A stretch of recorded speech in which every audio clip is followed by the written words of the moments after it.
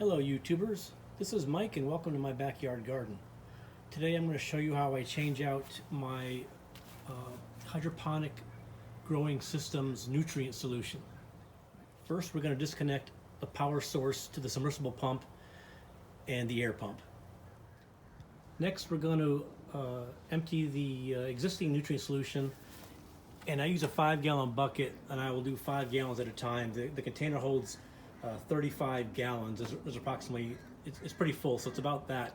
So I'll take approximately 7 bucketfuls, and what I do is I use this nutrient water to, I water the less green parts of my yard. Okay.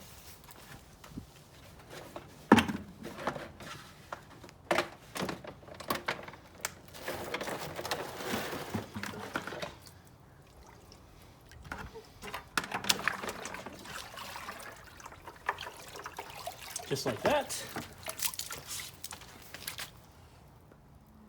Hey Bart. Bart.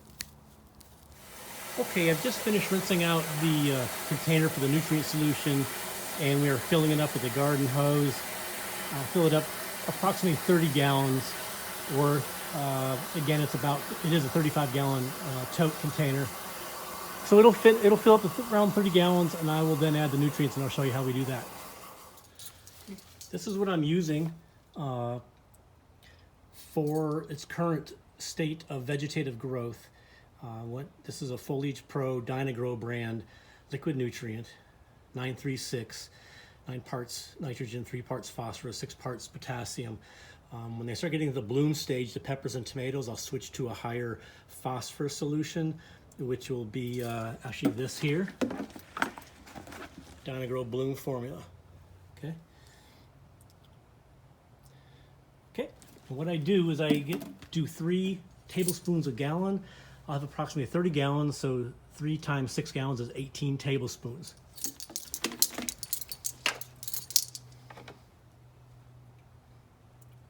One tablespoon, 2 tablespoons. Okay, I've measured out the nutrients, put approximately 30 gallons of water in here. I'm going to add the nutrient solution. A good rinse of that to get it all in there. Now I'm going to check the pH levels. If the nutrient solution is not at a proper pH level, typically I like it between 5.5, 6.2. I think 5.8, 6.2 is prime.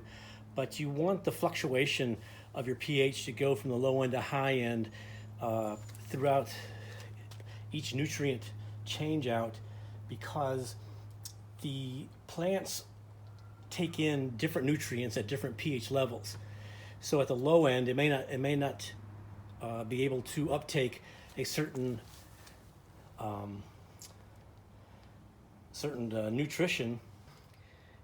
You want the pH levels to fluctuate between the 5.5, 6.2 levels, because the plants will be able to uptake different nutrients at different pH levels. At the low end, it may not take up certain nutrients. At the high end, it may not be able to uptake certain other nutrients. So the swing allows it to pick up all nutrients within each change out of the nutrient solution, which I do about once a week, week to 10 days. So I've added the nutrients. Now I'm going to test the pH with a pH test kit. Nothing super fancy. I use a General Hydroponics pH test solution. So what I'm going to do is put some of the nutrient solution in this test vial, and that's more than enough. Put 3 to 5 drops of this nutrient solution, cover it, and it's on the greener side. It's closer to 7.0, which is too high, so we're going to have to add a bit of our pH down solution to get it within the desired range. This is what I'm using, this Fox Farm brand pH down solution. Okay, I've added my pH down solution to get the hopefully get the pH range in the range we want it. I gave the nutrient solution a good stir to make sure everything's all stirred together. Again, get a vial of the water, 3 to 5 drops.